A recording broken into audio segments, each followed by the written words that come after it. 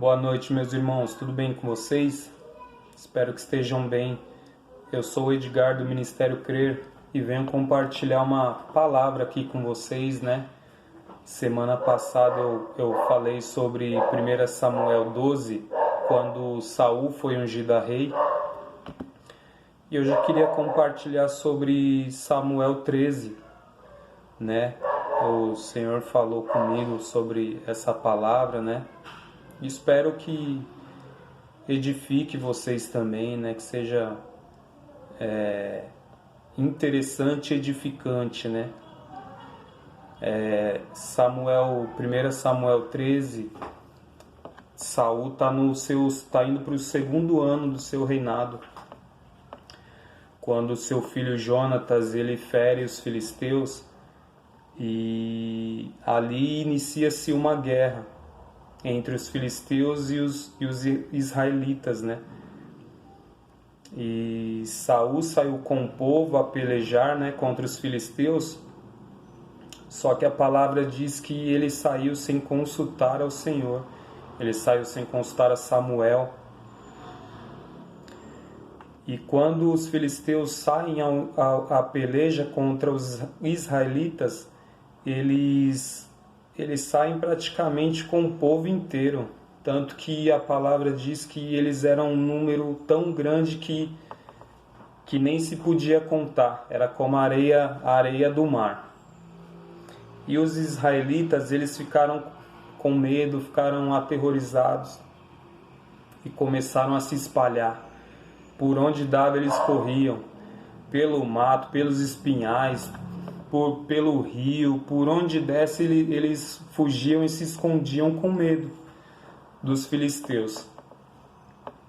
E quando Samuel retorna da onde ele estava, Saul já tinha oferecido ao Senhor sacrifícios de forma indevida, tinha rompido ali os mandamentos do Senhor. E quando Samuel questiona ele diz que ficou com medo porque o povo estava se espalhando, e precisamente no versículo 12 ele diz assim, eu disse, e isso é ele declarando para Samuel, eu disse, agora descerão os filisteus sobre mim a Gilgal, e ainda a face do Senhor não orei, e me constrangi e ofereci holocausto, né? E ele já saiu sem consultar ao Senhor, sem orar.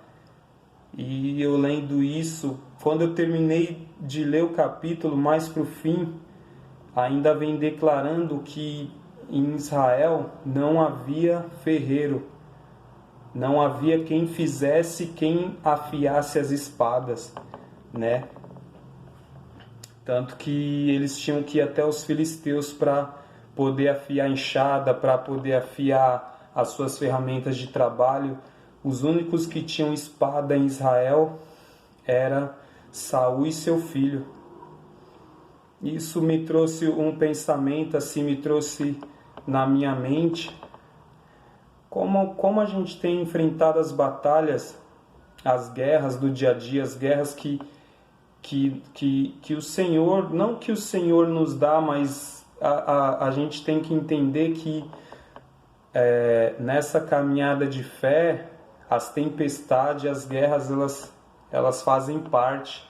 É um ciclo. Enquanto a gente está aqui, a gente vai ter problemas, vai ter guerras, vai ter batalhas, vai ter tempestades.